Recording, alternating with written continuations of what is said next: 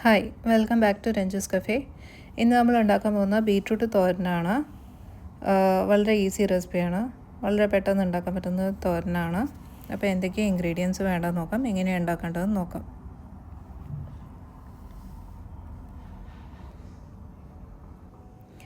ഞാനിവിടെ ഒരു beetroot 300 gram എടുത്തിട്ടുണ്ട്. അത് നല്ലോണം ചോപ്പ് ചെയ്ത് വെച്ചിട്ടുണ്ട്, ചോപ്പർ വെച്ചിട്ട്. പിന്നെ ക്യാരറ്റ് ഒരെണ്ണം മുറിച്ച് വെച്ചിട്ടുണ്ട്. പിന്നെ ഒരു ഉള്ളി അരിഞ്ഞ് വെച്ചിട്ടുണ്ട്. പിന്നെ അരക്കപ്പ് തേങ്ങ, പിന്നെ ഒരു 2 പച്ചമുളക്. ഇത്രയും സാധനം റെഡിയാക്കി വെക്കുക. പിന്നെ ഒരു പാൻ അടുപ്പത്ത് വെച്ചിട്ട് ചൂടാക്കുക. അത് ചൂടായി കഴിഞ്ഞാൽ ഒരു 1.5 ടേബിൾ സ്പൂൺ വെളിച്ചെണ്ണ അതിലേക്ക് ഒഴിക്കുക. എണ്ണ ചൂടായി വന്നാൽ നമ്മൾ 1 ടീസ്പൂൺ കടുക് അതിലേക്കിടും. കടുക് നന്നായിട്ട് പൊട്ടി വരാൻ കാത്തിക്കുക.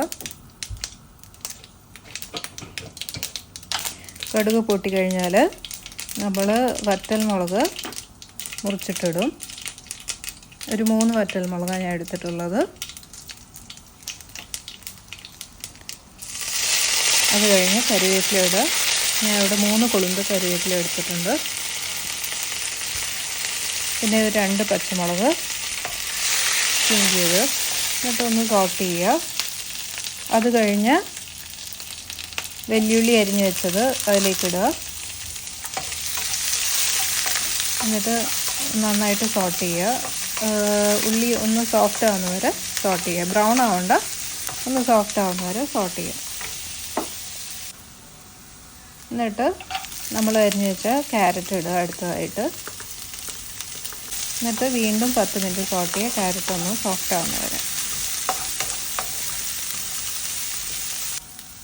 അത് കഴിഞ്ഞ് 10 മിനിറ്റ് കഴിഞ്ഞു, ക്യാരറ്റ് ഒന്ന് വെന്ത് വന്നിട്ടുണ്ട്. അത് കഴിഞ്ഞ് നമ്മൾ അരിഞ്ഞ് വെച്ചേക്കുന്ന ബീറ്റ്റൂട്ട് അതിലേക്കിടും.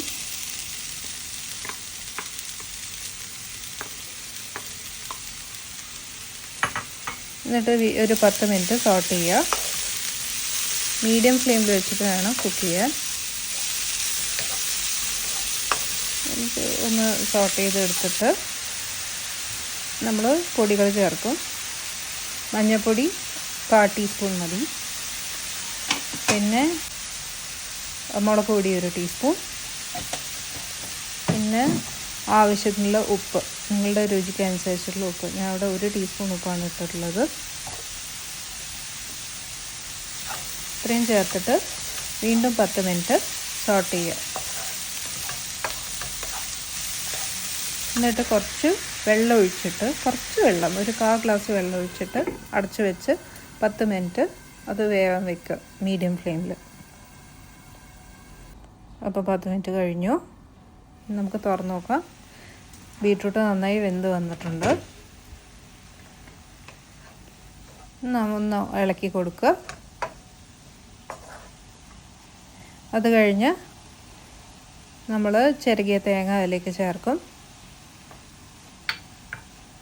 എന്നിട്ട് വീണ്ടും ഇളക്കി യോജിപ്പിക്കുക.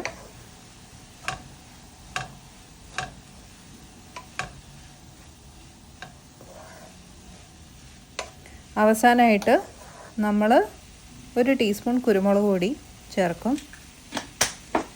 അത് നല്ലൊരു ഫ്ലേവർ തരും, അതുകൊണ്ടാണ് ചേർക്കുന്നത്. എന്നിട്ട് നന്നായിട്ട് വീണ്ടും ഇളക്കി യോജിപ്പിക്കുക.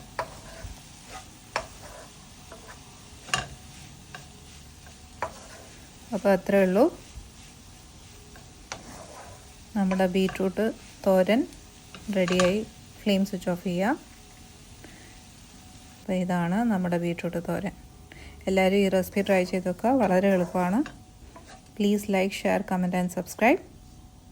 And thank you for watching. വീണ്ടും നല്ല റെസിപ്പി ആയിട്ട് വരുന്നതായിരിക്കും. Thank you.